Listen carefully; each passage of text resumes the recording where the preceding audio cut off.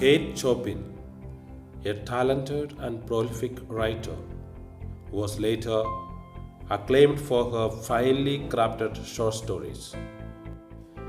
The short story, The Story of an Hour, deals with the modern feministic approach or claim for freedom. Louise Mallard has a weak heart. Her sister Josephine, who is worried that bad news will overwhelm Louise and worsen her condition, tells her as calmly as possible that her husband, Bradley Mallard, has been killed in a railroad accident. Bradley's friend Richards, who learned about the accident while spending time at the newspaper office, asked Josephine to deliver the news of the tragedy to Louise. And now he stands by as Louise hears that her husband has died. Unlike other women of her time period, who become paralyzed by denial when confronted by bad news, Louise weeps into Josephine's arms with wild abandon. After her initial sobs of grief subside, Louise escapes into her bedroom and locks the door. She refuses to let Josephine or Richards follow her. Alone, she falls into a chair placed before an open window. Absolutely drained by her own anguish and haunted by exhaustion, she rests in the chair and looks out the window. Outside her window, Louise sees trees moving in the new spring wind, smells the scent of rain outside, and hears the sounds of the street below and birdsong coming from the eaves of nearby buildings. Her face fixes in a blank stare as she looks at several swaths of blue sky stretching out between clusters of heavy clouds. And although she fights it, trying hard to resist, she senses a feeling approaching her. She is unable to articulate the nature of the sensation, which makes her fear it all the more. It seems ever present, reaching out from the sky and coming to her through the smells that drift around her. As Louise tries to stave off this vague approaching feeling, she becomes increasingly physically excited and agitated. Slowly, she begins to grasp the feeling that so overtakes her, and she redoubles her efforts to keep it away. Despite her resolve, though, she suddenly gives herself over to the engrossing feeling. In an unguarded moment, her lips part and a word escapes her mouth, and then she repeats it over and over.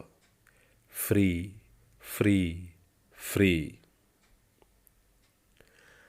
Now Louise's heart pulses faster and her blood rushes through her body. But this only relaxes her and turns her fearful state into one of enlivened vigor. She pays no attention to whether or not the joy she feels about Bradley's death is terrible or unkind. Though she knows that she will inevitably experience grief when she sees his dead body and his fixed and grey face that had always looked at her with love, the prospect seems a small price to pay for the life of freedom and independence that now stretches out before her, a life in which she can make her own choices and live for herself for the first time. Louise realizes that she will no longer be subjected to the powerful rules and norms of marriage, which cause humans to blindly and stubbornly impose themselves on one another. Although she had sometimes loved Brenly, she feels relieved to finally be in possession of an intense sense of self assertion, which she recognizes as the strongest impulse of her being. Deciding that the value of love and marriage counts for very little when compared to her freedom of will, she ecstatically whispers, "Free, body and soul free."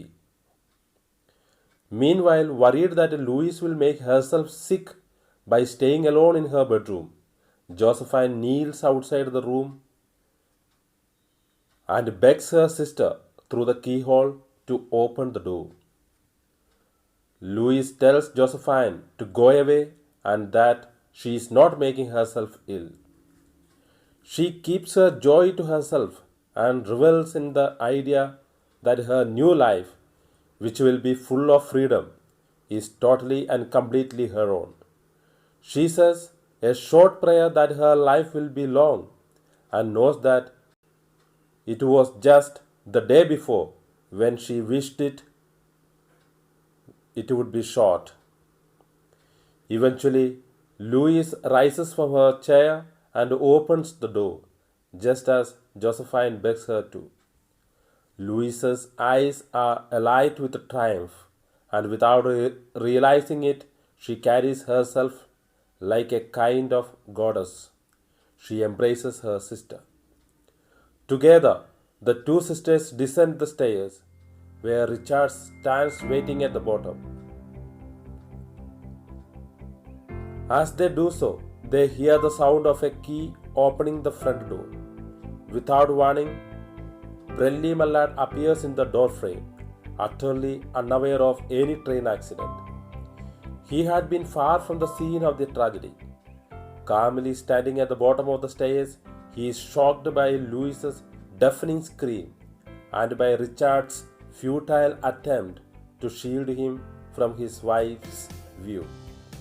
When doctors later examine Louise's body, they pronounce that she died because of her weak heart